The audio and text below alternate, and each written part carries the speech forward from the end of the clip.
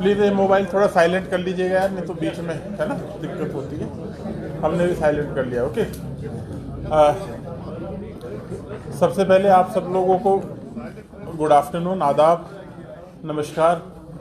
Short notice पे आप लोग आए, आप लोगों का बहुत बहुत धन्यवाद। जैसा आप जान रहे हैं, प्रॉपर्टी टैक्स को लेके लोगों के मन में बहुत सारी शंकाएं कुछ है, तो हम क्लैरिफाई करने के लिए आप लोगों के माध्यम से हम लोगों को बताना चाहते हैं कि प्रॉपर्टी टैक्स एक्चुअल में है क्या और कितना लगने वाला है। बहुत से लोग, एक तो सबसे पहले ये समझ लें, जब हम बात करते हैं किसी भी कानून की, किसी भी चीज़ की, मुझे याद है आप लोगों में से कुछ लोगों ने पूछा था कि साहब जब आप एंक्रोचमेंट हटाते हो तो जो ये जैसे और देशों में होता है, आप हमारे यहाँ क्यों नहीं करते हो, रेगुलराइज क्यों नहीं करते हो, सो एंड सो फोर्थ। तो जब हम बात करते हैं भाई पूरे देश की, तो उसी हिसाब से प्रॉपर्टी टैक्स भी एक ऐसा टैक्स है जो पूरे देश में लगा हुआ है, और JNK अपने आप में सबसे लास्ट स्टेट या यूटी है जिसमें ये इन्फोर्स किया गया है। किसी भी म्यूनसिपैलिटी की आय का एक मुख्य साधन जो है प्रॉपर्टी टैक्स होता है। अगर आप देखेंगे कि जनरली जो म्यूनसिपैलिटी के जो काम होते हैं वो लोगों से जो रोज़मर्रा के जो एकदम टच वाले जो कार्य होते हैं वो सबसे ज़्यादा म्यूनसिपैलिटी ही करती है। आपकी साफ़ सफाई होगी, आप घर से बाहर निकलोगे तो साफ़ सफाई होगी, मतलब जन्म से लेके मृत्यु तक जितने भी एसेंशियल काम है वो म्यूनसिपैलिटी के दायरे में आते हैं। और म्यूनसिपैलिटी अच्छे से सर्विसेज प्रोवाइड कर सके तो उसकी एक आय का एक साधन होता है प्रॉपर्टी टैक्स। और ये एक तरह का प्रोग्रेसिव टैक्स होता है जिसमें आप जो गरीब होता है, मतलब आप ऐसा नहीं लगते सब पे एक समान लगाते हो, जो गरीब होता है उस पर कम लगता है और धीरे धीरे उसके हिसाब से बढ़ता है। सबसे पहले जनाब ये कोई नई चीज़ नहीं है, पूरे देश में लगती है और JNK UT में सबसे लास्ट में लगाया जा रहा है। सेकंड, सर ये हर महीने नहीं देना है, ये साल में एक बार देना होता है। तीसरी चीज़, जो भी इससे पैसा आएगा, मान लीजिए SMC का एरिया है तो जो म्यूनसिपल कॉरपोरेशन श्रीनगर है ये उनके अकाउंट में जाता है, ये कंसोलिडेटेड फंड में नहीं जाता है। उसी तरीके से आप सोचिए मेरे दूर दराज के कुलगांव की अगर मेरी म्यूनसिपल काउंसिल है तो जो वो पैसा जाता है वो उसके अकाउंट में जाएगा। कुलगांव भी, मेंटल सेक्रेटरी था उस जिले का, मैंने देखा है वहाँ पे लोग छोटी छोटी चीज़ों के लिए बोलते थे कि साहब ये रोड जो हमें बनाना है या नाली हमें बनानी है, तो उसके लिए पैसे की उन्हें कमी होती थी। वहाँ पे ये जो पैसा जो आएगा वो उसी काउंसिल के अकाउंट में रहेगा और वो वहीं उसी जगह ही इस्तेमाल होने वाला पैसा है। तो एक तरीके से आपकी डायरेक्ट अकाउंटेबिलिटी रहेगी। आप ये भी मानोगे कि जैसे ही आपसे यूज़र चार्जेस लिए गए डोर टू डोर कलेक्शन के, आप सब लोग इस बात को मानेंगे, ये ओपिनियन नहीं है, ये फैक्ट है। जब तक आपसे यूजर चार्जेस नहीं लिए गए थे उससे पहले जो सर्विस थी और जब आपसे यूजर चार्जेस लिए गए उसके बाद जो सर्विस हुई है, आप खुद उस बात को मानेंगे कि यूजर चार्ज देने के बाद एक तो जो हमारा नागरिक है उसमें जागृति आती है, वो एनलाइटेंड होता है कि नहीं भाई मुझे इसको जो है, मैं आपको यूजर चार्जेस दे रहा हूँ साहब, मुझे तो आपको, मेरे पास गाड़ी नहीं आई एक भी दिन तो आप कहते हो मेरे पास गाड़ी क्यों नहीं आ रही है कि नहीं? तो इसे एक जागृति आती है। और जहां तक रहा JNK के कंटेस्ट में 1000 स्क्वायर फीट तक की जो प्रॉपर्टी है, अच्छा नंबर वन ये तो आपको पता ही है केवल अर्बन एरिया में ही है, रूरल एरिया में बिल्कुल भी नहीं है। दूसरा, अर्बन एरिया में अगर कोई एग्रीकल्चर लैंड है वो इससे बाहर है। तीसरा, जो 1000 स्क्वायर फीट तक का जिसके पास अपना मकान है वो इससे बाहर है। लगभग 1/3 से ज़्यादा जो हमारे हैं वो इससे ऑलरेडी बाहर हो जाते हैं।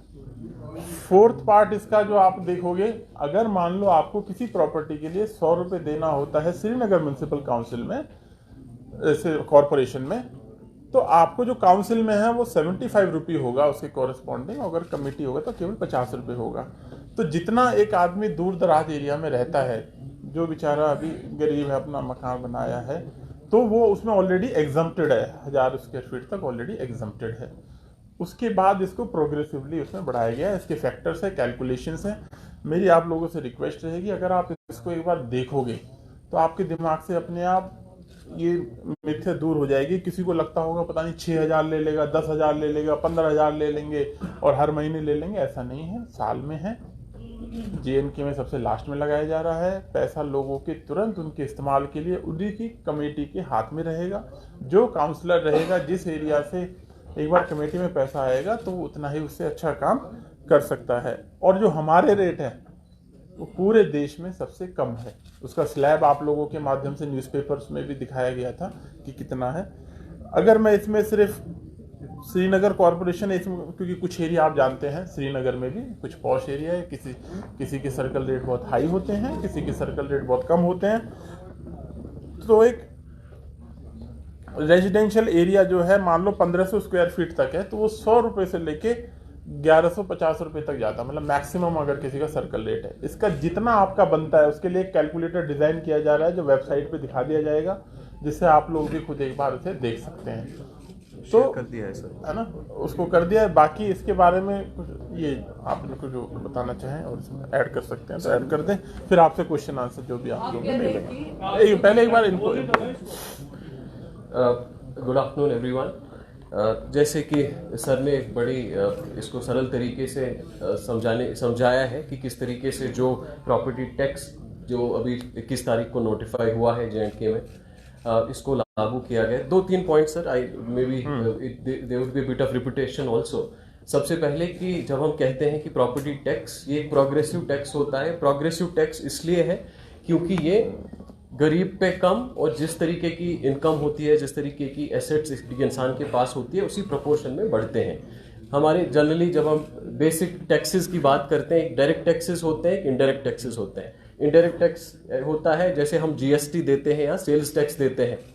फॉर एग्जाम्पल अगर ये पेन है, ये पेन अगर 20 रुपए का है, इसमें अगर 2 रुपए का टैक्स है, ये 2 रुपए गरीब को भी देने पड़ते हैं, ये 2 रुपए अमीर को भी देने पड़ते हैं, ये 2 रुपए किसी मिडिल इनकम वाले बंदे को भी देने पड़ते हैं। तो इनडायरेक्ट टैक्स जनरली रिग्रेसिव, इसको प्रोग्रेसिव नहीं माना जाता है। लेकिन जो डायरेक्ट टैक्स होता है वो प्रोग्रेसिव होता है। डायरेक्ट टैक्स में एक जो सिंपल एग्जांपल हम जानते हैं दैट इज इनकम टैक्स, कि जितनी इनकम बढ़ती है उसी प्रोपोर्शन में टैक्स देना पड़ता है। इनकम स्लैब कम है, इंसान की गरीब आदमी है, उसको वो टैक्स नहीं देना पड़ता है। इसी तरह से जो प्रॉपर्टी टैक्स है, ये प्रॉपर्टी टैक्स भी एक डायरेक्ट टैक्स है और प्रोग्रेसिव टैक्स है, क्योंकि जिसकी कम एसेट्स हैं, जिसकी कम प्रॉपर्टी है, वो या तो एग्जम्प्टेड होता है या बहुत कम रेट होती है। और जो ही आपकी जो एसेट्स का साइज, एसेट्स का क्वांटम बढ़ता है तो प्रॉपर्टी टैक्स भी प्रोपोर्शनेटली बढ़ता है। इसलिए ये प्रोग्रेसिव होता है। एक डिस्ट्रीब्यूटिव जस्टिस भी इसको माना जाता है कि जो हमारे समाज में, हमारे सोसाइटी में, देश में बड़े एसेट वाले जो हमारे होल्डर्स होते हैं, उनका टैक्स गरीब के लिए, उस गरीब के आसपास की डेवलपमेंट के लिए यूज होता है। So that was the first point जो सर ने भी अच्छे से समझाया है। दूसरा पॉइंट जो बहुत अहम है वो ये अहम है कि फॉर एग्जांपल अगर कोई GST अभी इकट्ठा होता है तो ये कंसोलिडेटेड फंड में चला जाता है, फिर वहां से थ्रू फाइनेंशियल जो जिस तरीके से बजटिंग होती है, फाइनेंशियल बिल्स होती है, उसके हिसाब से एलोकेट होता है।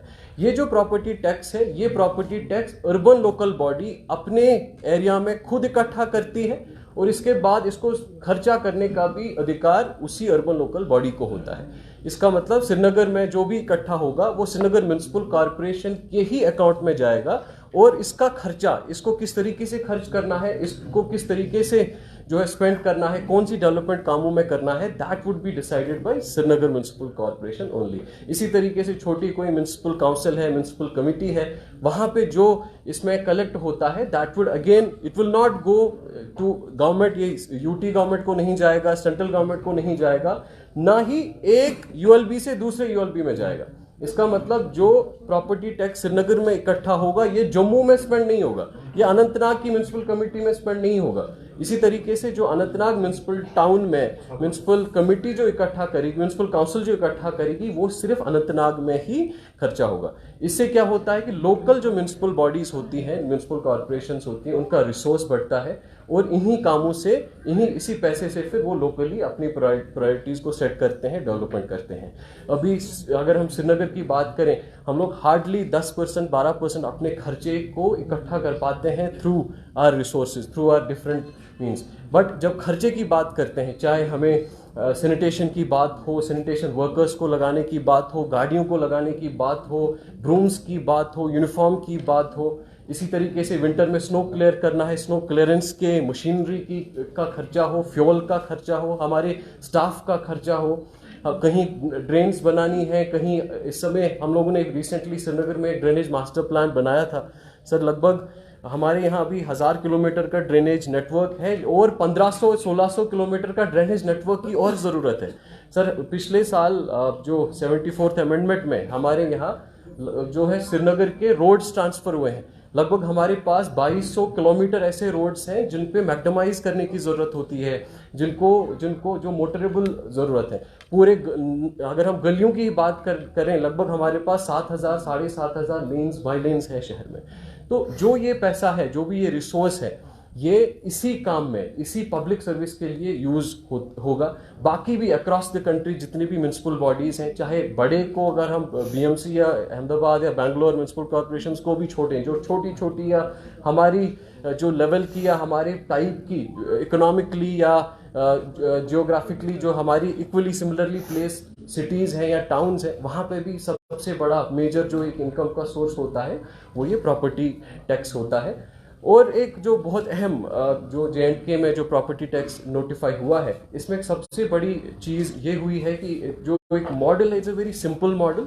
दूसरा, इसमें जो रेट्स लगाई गई हैं वो बेहद ही कम रेट्स हैं, काफ़ी लो रेट्स पे जो है इंट्रोड्यूस किया गया है। जैसे सर ने भी अभी बताया, इसमें जो हमारे गरीब तबका होता है, जिसमें अक्सर 1000 वर्ग मीटर स्क्वायर फीट से कम, जो 1000 स्क्वायर फीट से कम जो एरिया होता है, उनको एग्जम्प्ट किया गया है।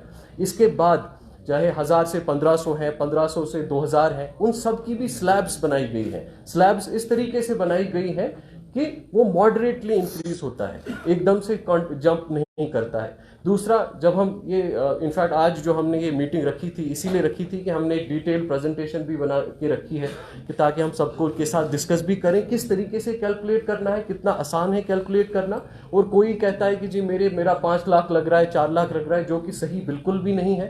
इनफैक्ट हम लोगों ने आज पेन और पेपर भी सर यहाँ पे रखे हुए हैं कि इसके बाद वील डू दिस एक्सरसाइज। जैसे हम लोग 8th 9th में मैथ का क्वेश्चन करते थे, इसी तरीके से ये करेंगे कि ये जो हमारा कैलकुलेट जब हम करते हैं, जो ये प्रॉपर्टी टैक्स है, this is multiplication of 9 factors, 9 factors का मल्टीप्लिकेशन से एक वैल्यू आता है जिसको हम टैक्सेबल एनुअल वैल्यू कहते हैं। उस टैक्सेबल एनुअल वैल्यू का 5% रेजिडेंशियल पे है और 6% जो नॉन रेजिडेंशियल पे है। कैलकुलेट करने की प्रोसेस भी बड़ी सिंपल है। इसका एक बेसिक वैल्यू जिस पे एंकर किया गया है वो हमारी सर्कल रेट है। सर्कल रेट जो हर साल जो नोटिफाई होती है हर डिस्ट्रिक्ट में, बहुत कमर्शियल रेजिडेंशियल के बेसिस पे, उस सर्कल रेट से या उस स्टैम्प ड्यूटी रेट से हम एक लैंड वैल्यू फैक्टर ले लेते हैं। फॉर एग्जांपल, अगर किसी जगह का 60 लाख रुपए है सर्कल रेट, उसमें से हम 6 हम लेते हैं लैंड वैल्यू फैक्टर। किसी जगह पे अगर 1 करोड़ है सर्कल रेट, तो हम 10 ले लेते हैं लैंड वैल्यू फैक्टर। किसी जगह पे अगर 5 लाख है सर्कल रेट, तो 0.5 is the land value factor जो हम लेते हैं। उसको फिर मल्टीप्लाई करते हैं अलग अलग फैक्टर्स से, जिसमें एक यूजेज फैक्टर है, ये रेजिडेंशियल है या कमर्शियल है, किस तरीके का कमर्शियल है। ये इसका एज फैक्टर एक और फैक्टर है कि जितनी पुरानी बिल्डिंग है उतना उस पर कम जो है टैक्स लगता है। उस तरीके से वो फैक्टर रखा गया है। एक फ्लोर फैक्टर रखा गया है कि फ्लोर वाइज किस तरीके से, जैसे फ्लोर फैक्टर अगर कमर्शियल में ग्राउंड फ्लोर पे 1 लगता है, हमारी फर्स्ट फ्लोर पे 0.9 लगता है, सेकंड फ्लोर पे 0.8 लगता है। जितना ऊपर के फ्लोर्स होते हैं उनमें ये रेट ऑटोमेटिकली और कम चली जाती है। एज के बेसिस पे जैसे अभी बता दिया। एक और फैक्टर है कंस्ट्रक्शन टाइप का फैक्टर, कि अगर एक आरसीसी स्ट्रक्चर है तो उस पर मैक्सिमम फैक्टर 1 है। अगर नॉर्मल हमारा लोड बेयरिंग दूसरे स्ट्रक्चर्स होते हैं उन पर कम है, कच्चा है तो और भी कम उसमें लगता है। तो बड़े सिंपल आसान तरीके से, आसान मॉडल के साथ ये बनाया गया है। बेसिक ऑब्जेक्टिव आज इस प्रोग्राम में हम लोग एक डिस्कशन में डिटेल में ये चीज़ समझाएंगे भी। और one thing that we want to do is, हम हमारे सभी साथियों को आज एक पेन और पेपर भी देना चाह रहे हैं ताकि वो खुद कैलकुलेट करें। क्योंकि काफ़ी सारे लोग अफवाहें फैलाते हैं कि बड़ा एकदम से दिस इज समथिंग डिस्प्रपोर्शनल। वो चीज़ तभी खंडित हो जाती है जब आप खुद कैलकुलेट करते हैं। हम लोग कल जैसे 2-3 एग्जाम्पल मैं देना चाहूँगा। यहाँ लाल चौक हमारा सबसे प्राइम एरिया है। अगर लाल चौक में आपकी लगभग 300 स्क्वायर फीट की दुकान है, जो अच्छी खासी दुकान है, उसका साल का ये लगभग 2200-2300 रुपये बनता है, समथिंग अराउंड दैट। इसी तरीके से अगर आपका राजबाग में है, 1 कनाल की ये है, तो उस पर भी आप देख सकते हैं 2000-2500 इसी के अराउंड ये बनता है। ये सभी कैलकुलेशंस भी हमने जो है अपने रखी भी है। इस समय हम लोगों ने ट्विटर हैंडल वगैरह पे भी एक बेसिक कैलकुलेटर भी शेयर किया है, जिसमें आप अपनी ये डेटा डाल के खुद देख सकते हैं, कैलकुलेट कर सकते हैं कि हमारा जो प्रॉपर्टी टैक्स कितना बनता है। बहुत ही कम जो है अमाउंट ये बनता है। इसमें सभी प्रोविजंस रखी गई हैं जिससे ये ज़्यादा प्रोग्रेसिव बने। इसमें ये भी है कि अगर टाइमली पे किया जाता है तो उसमें 10% का एग्जम्पशन भी होता है। सो कुल मिला के I think in conclusion, before we proceed for the further programme, we want to drive this point कि किसी भी तरीके से अफवाहों का, किसी भी तरीके से जो अनसबस्टेंशिएटेड क्लेम्स पे उन पे जो है बिलीव करने की ज़रूरत नहीं है। आप खुद ये एसओ भी पढ़ सकते हैं, इसके साथ जो एनेक्शर्स हैं वो भी आप देख सकते हैं। खुद जहां अपने घर का भी, अपने प्रॉपर्टीज़ का भी, जहां पे भी आप रहते हैं, आप खुद अपना कैलकुलेट करके देख सकते हैं। आप ये खुद ही समझ पाएंगे कि ये किसी भी तरीके से it is not disproportionate, it is only something जो बिल्कुल एक प्रोग्रेसिव और डिस्ट्रीब्यूटिव जस्टिस को ध्यान में रखते हुए बनाया गया है। और इससे जो भी रिसोर्स, जो भी इसमें वट एवर कलेक्शन हैपन्स, जो भी इसमें से फंड्स इकट्ठा होंगे, those will be used by the local body for the development, for the improvement of services for its citizens. Thank you. कोई question? Yeah, please. You are saying that poors are exempted because 1000 square feet से ज़्यादा जिनका होगा उन्हीं पे levy किया जाएगा tax. But Kashmir में everyone has more than 1000 square foot ज़मीन। गरीब से गरीब के पास भी 4 मरले 5 मरले है ही है। So how can we say poor are exempted? जी सर, दो चीज़ें, जब हम 1000 स्क्वायर फीट की बात करते हैं तो हम 1000 स्क्वायर फीट एरिया लैंड की बात नहीं करते, we are talking about built up area. तो इनफैक्ट अगर आप हमारे श्रीनगर की ही बात करते हैं, डाउनटाउन के आप अक्सर एरियाज को देखते हैं, हमारा लार्ज प्रोपोर्शन जो एक गरीब तबका है, they fall with in this 1000 square feet bracket. In fact इसका भी एक लॉजिक है कि 1000 स्क्वायर फीट ही क्यों, कि जब हम प्रधानमंत्री आवास योजना के देखते हैं, जब हम लो इनकम ग्रुप में हाउसिंग का डेफिनेशन देखते हैं, सो उसमें this has been done keeping that things those things also in mind. दूसरी चीज, जब 1000 स्क्वायर फीट से आगे का है, उसके बाद का मतलब ये नहीं हो कि किसी का अगर 1100 या 1500 स्क्वायर फीट है तो उसका एकदम से बहुत ज्यादा है। उसका भी जो प्रॉपर्टी टैक्स मान लीजिए 1000, that is again very nominal, that's again very minimal. That people are reacting because it's happening in Kashmir for the first time. It's in the history, it's for the first time. That's why people are getting anxious and reacting like that. Sir ये बताइए कि Srinagar municipal corporation के पास elected body है corporators की, and through social media and other media they have rejected it. Will SMC still go ahead and impose it? सबसे पहले, क्योंकि अगर आप ये एसओ पढ़ेंगे, इस एसओ में there is a reference to section 143A of municipal corporation act, जिसमें the government has the powers and authority powers to implement and issue this order, जिसको इशू किया गया है। And it is clearly written in the order that this will be implemented from 1st April 2023, and it will be implemented with that timeline, with that direction as the government has already issued. As far as the fact is concerned, again, कि अगर ये order अगर government ने issue किया हुआ है, but this has been issued for the empowerment, for the improvement of the municipal bodies. मुझे लगता है सबसे बड़ा beneficiary इसका municipal corporation ही होगा। इससे जो भी funds, whatever, it's again at the cost of repetition, whatever the taxes will be collected, that will be in the account of municipal corporation only, और हमारी municipal corporation ही decide करेगी उन funds को किस तरीके से कैसे spend करना है। Sir, government has already set senior citizens and disabled persons property tax relief, which offers tax relief to the property owners. क्या वो यूटी में भी इसमें भी कई तरह के जो एग्जाम्पशंस हमारे, फॉर एग्जांपल अगर आप जो एक्ट भी देखेंगे उसमें भी कई सारे प्रोविजंस में वो एग्जाम्पशंस दिए गए हैं। दोज एग्जाम सिमिलरली जो रूल्स भी फ्रेम किए गए हैं उन रूल्स में भी वो एग्जाम्पशंस, काफ़ी सारे exemptions are already there. Those exemptions would be taken care low of. Poverty line household जो है वो भी आ रहे हैं एग्जाम्पशंस में कि यस, जिस तरीके से अभी सर ने भी बताया कि जिस भी residential which is less than 1000 square feet they are exempted from property tax. उन पे कोई भी if somebody is from a below poverty household and उसका जो built up area है that is more than 1000 square feet, would he be exempted or would he be paying this? इसमें जो basis है प्रॉपर्टी टैक्स कैलकुलेशन का, that is the built up area. तो इसमें the category of the person will not be considered, it would be the built up area of the property. क्योंकि property tax है ना, तो property is the base. Sir one question. हाँ। Sir आपने अभी बताया जो एक टैक्स जो भी देगा प्रॉपर्टी टैक्स वो एलिजिबल टू पे, तो वो टैक्स का पैसा यहाँ के जो डेवलपमेंटल वर्क है उसमें लगेगा। सर अगर हम एक्सपर्ट्स की बात करें जो ना इकोनॉमी को समझते हैं अच्छे से, उनका ये कहना है कि जब तक एम्प्लॉयमेंट नहीं होगी किसी भी जगह, चाहे हम यूटी की बात करें, स्टेट की बात करें, कंट्री की बात करें, तब तक इकोनॉमी बूम नहीं होगी। जम्मू कश्मीर में सबसे ज़्यादा अनएम्प्लॉयमेंट रेट है और यहाँ पे टैक्स लगाया जा रहा है हर किसी। अगर हम खाने की चीज़ों से अगर हम स्टार्ट करें, सुबह जब उठते हैं चाय पीते हैं, दूध से स्टार्ट करें हम, बल्कि शाम के खाने तक हर किसी चीज़ में जीएसटी है। अब आप प्रॉपर्टी टैक्स लगा रहे हैं, अनएम्प्लॉयमेंट यहाँ पे मोर देन 20% जहाँ तक मुझे याद है। तो अब कैसे देखते हैं इसको, तो यहाँ की इकोनॉमी सर्वाइव करेगी जम्मू कश्मीर के, स्पेशली जम्मू में? देखिए, इसमें दो तीन चीज़ें साफ साफ है।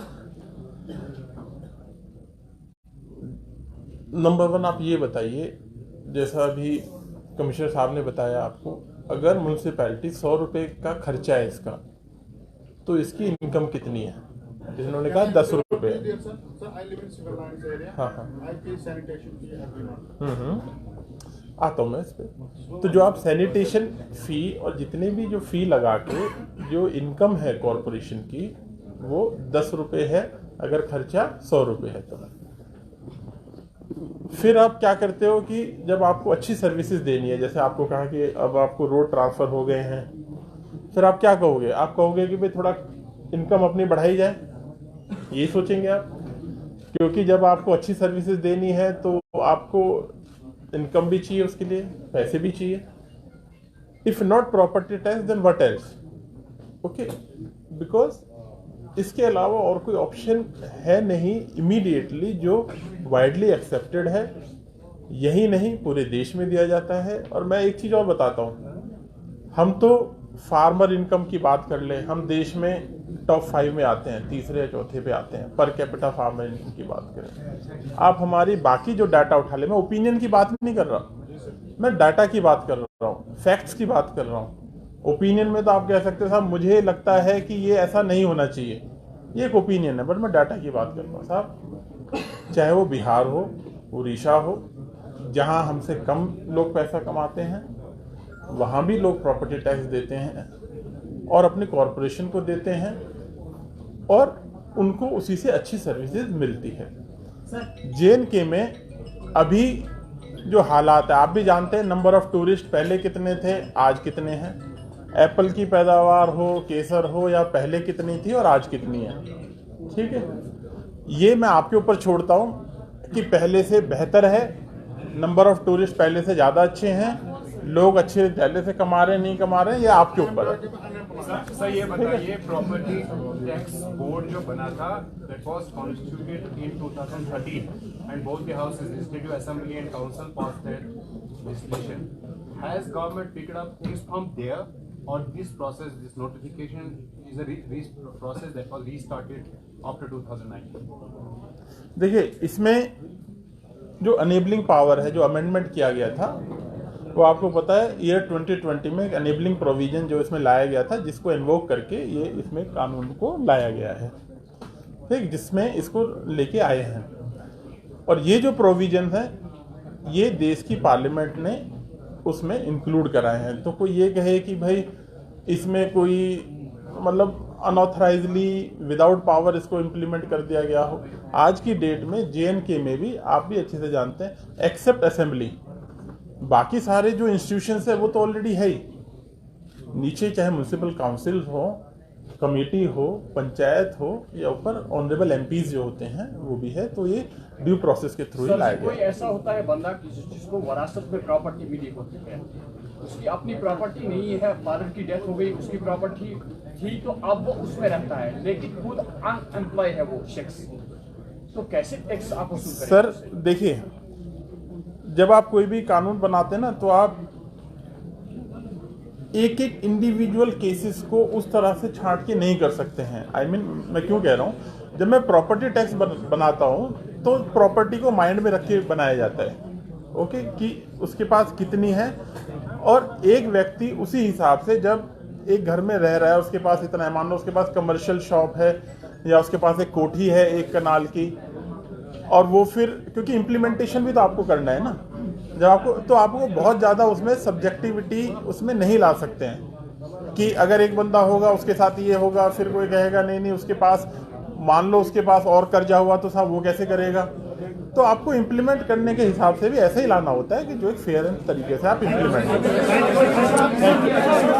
Thank you.